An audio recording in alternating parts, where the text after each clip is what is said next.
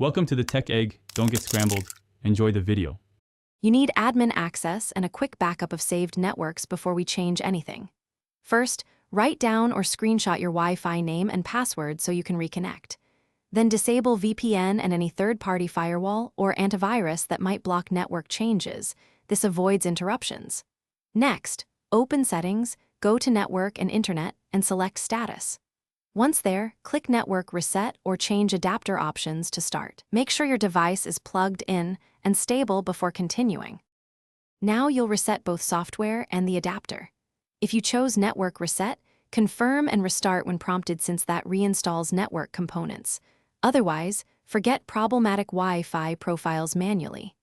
Next, open Device Manager, uninstall the Wi-Fi adapter driver, and then scan for hardware changes to reinstall, or simply disable and re-enable the adapter to refresh hardware state.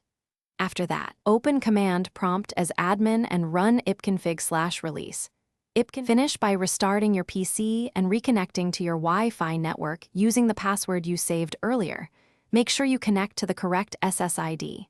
Verify internet access by loading a few websites and checking adapter status. If something fails, run the Windows Network Troubleshooter and review adapter properties for IP4 settings.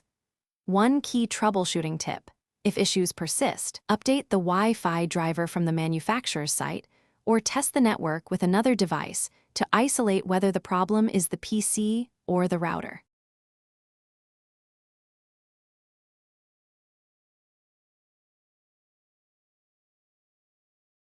Thanks for watching. Consider subscribing if I helped unscramble your problems.